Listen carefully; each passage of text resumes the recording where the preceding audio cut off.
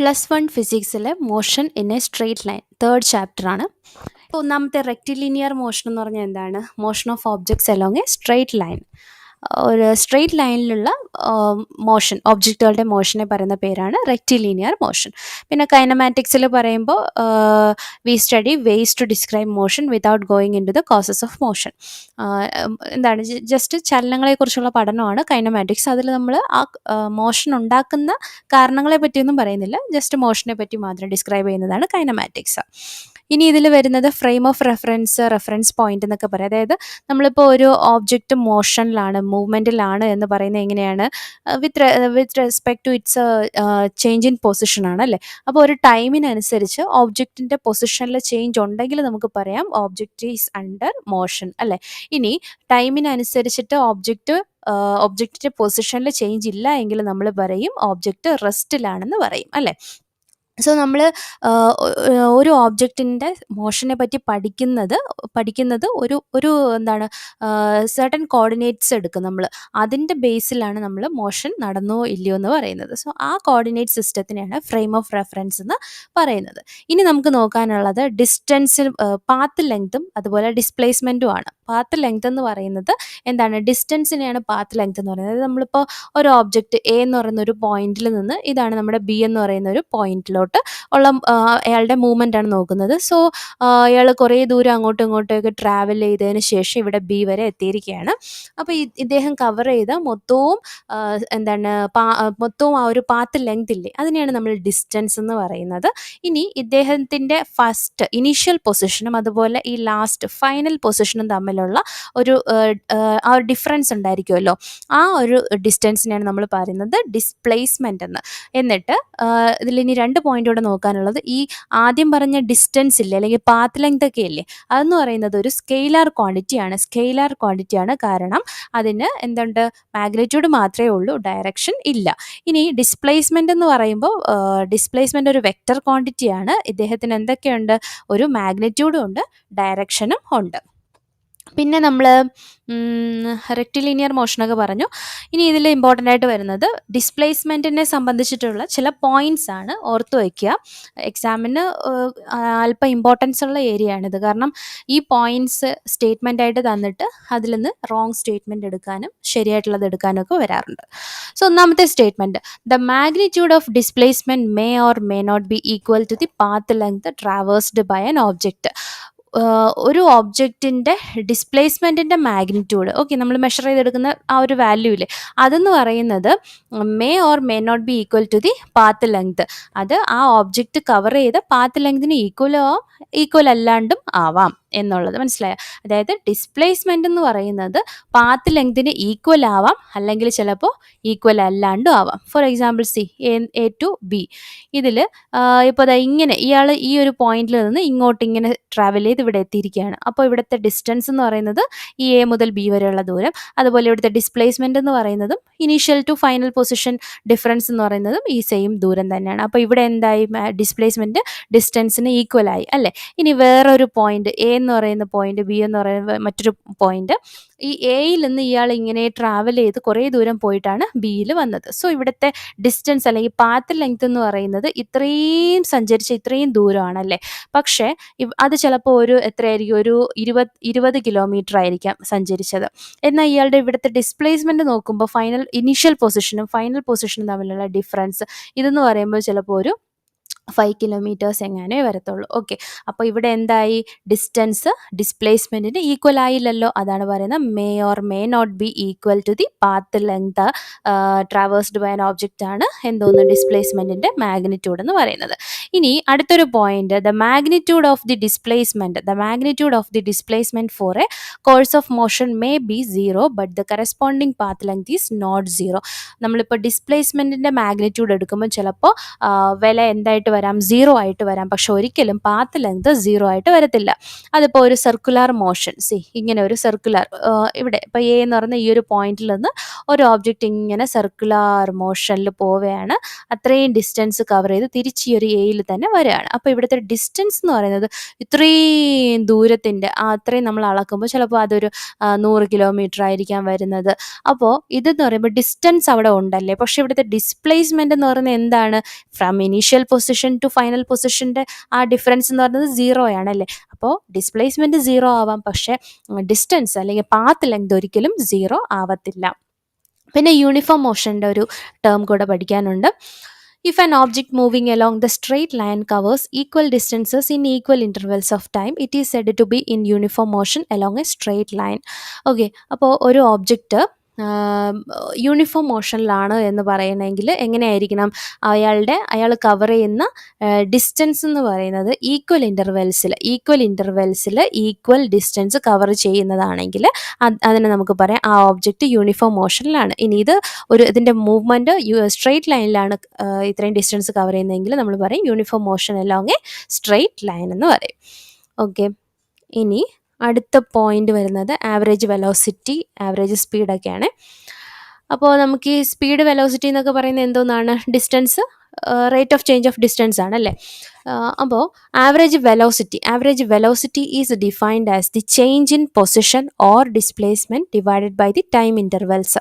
Okay, അപ്പോൾ average velocity നോക്കി വയ്ക്കുക. ആവറേജ് വെലോസിറ്റി V ബാർ ഇട്ടിരിക്കുകയാണ്. ആവറേജ് വെലോസിറ്റി എന്ന് പറയുന്നത് ചേഞ്ച് ഇൻ പൊസിഷൻ അതിനെ നമുക്ക് ഡെൽറ്റ എക്സ് എന്ന് കൊടുക്കാം, ഡിവൈഡഡ് ബൈ എന്താണ്? ടൈം ഇൻ്റർവെൽസ് ഡെൽറ്റ ടി എന്ന് കൊടുക്കാം. അതായത് T2 minus T1, final minus initial time.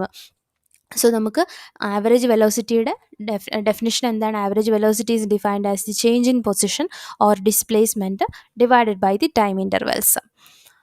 ഇനി അടുത്ത പോയിന്റ് വരുന്നത് average velocity can be positive or negative depending upon the sign of the displacement. Average velocity എന്ന് പറയുന്നത് നമ്മൾ എന്തായിരിക്കാം? പോസിറ്റീവും ആവാം നെഗറ്റീവും ആവാം. It is 0 if the displacement is 0. Okay, displacement 0 ആണെങ്കിൽ ഡെൽറ്റ എക്സ് ഇവിടെ 0 ആയിട്ട് മാറുമല്ലേ. സോ 0 ബൈ ഡെൽറ്റ ടി എന്ന് പറയുമ്പോൾ അത് 0. അപ്പോൾ ആവറേജ് വെലോസിറ്റി പോസിറ്റീവും ആവാം നെഗറ്റീവും ആവാം, പക്ഷേ എന്താവത്തില്ല? 0 പക്ഷേ ഇത് എന്താണ്? ഡിസ്പ്ലേസ്മെൻറ്റ് 0 ആണെങ്കിൽ ഇയാൾ 0 ആകും.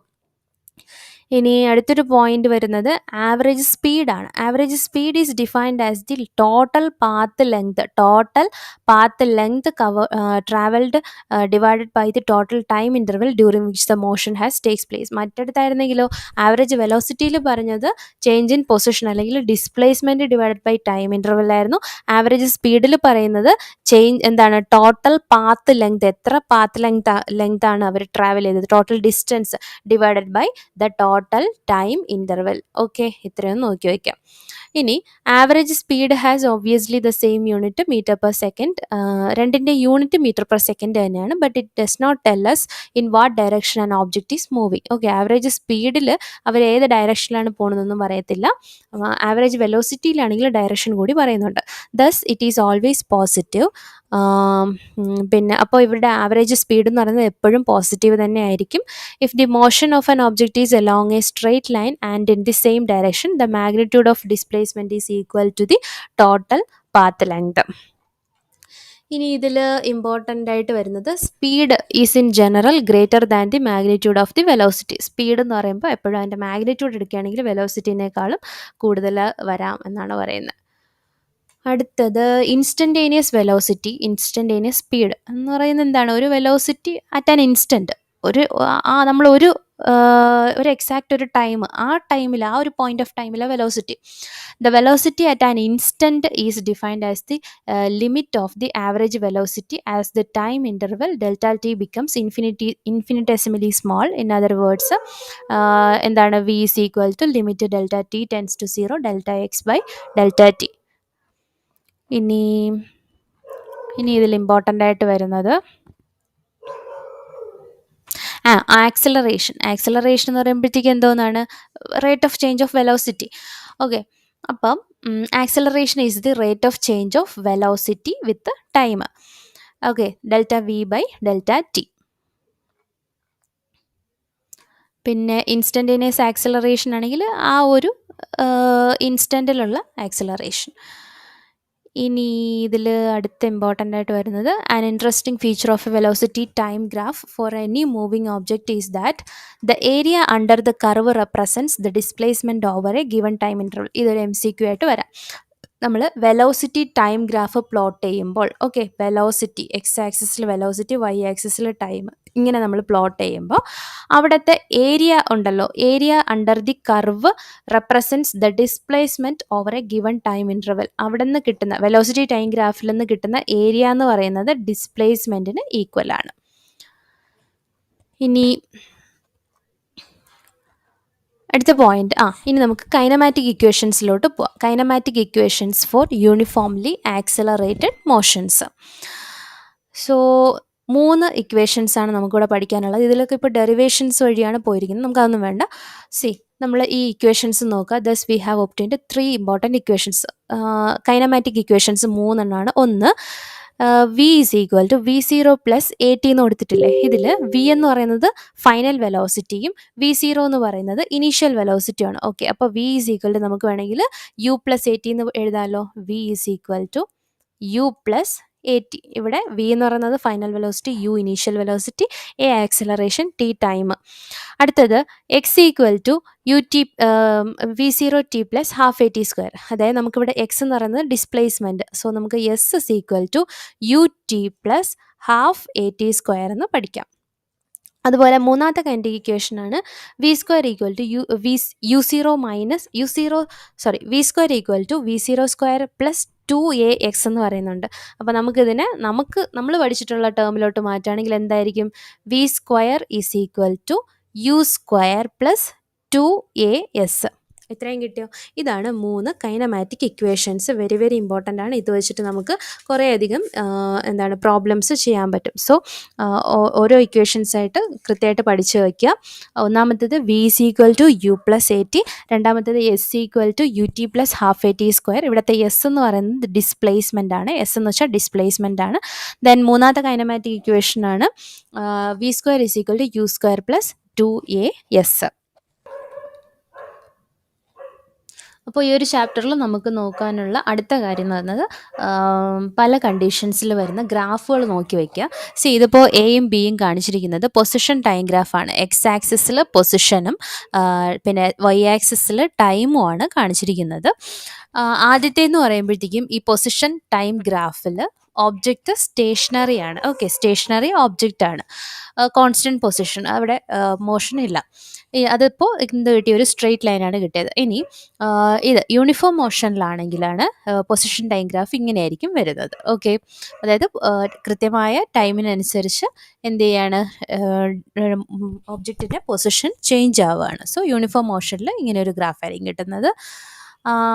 പിന്നെ ഈ ഒരു ഗ്രാഫ് എന്ന് പറയുന്നത് പൊസിഷൻ ടൈം ഗ്രാഫ് തന്നെയാണ്. അതിൽ ഒന്നാമത്തേത് moving with positive velocity, object is moving with positive velocity.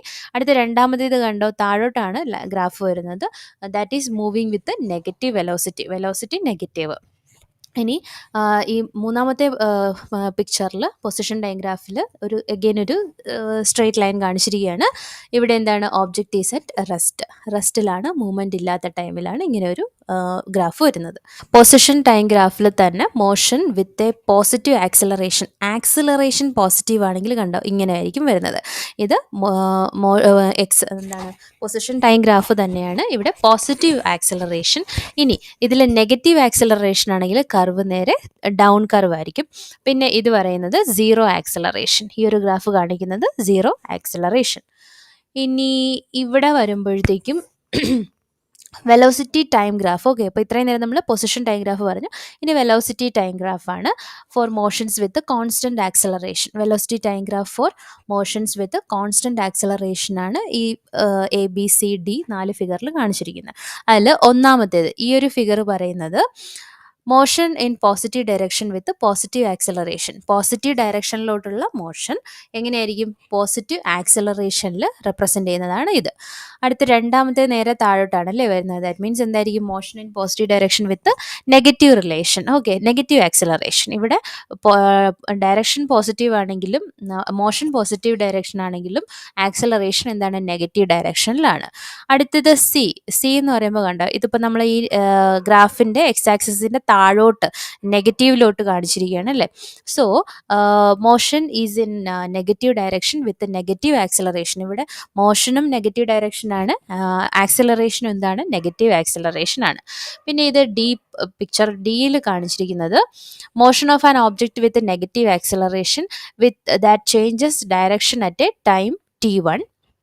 Between 0 to t1 it moves in positive x direction and between t1 and t2 moves in the opposite direction. Okay, ഇവിടെ പോസിറ്റീവും അതുപോലെ നെഗറ്റീവും കൂടെ ചേർത്തിട്ടുള്ള combine ചെയ്ത പിക്ചറാണ് ഈ ഒരു ഗ്രാഫിൽ കാണിച്ചിരിക്കുന്നത്.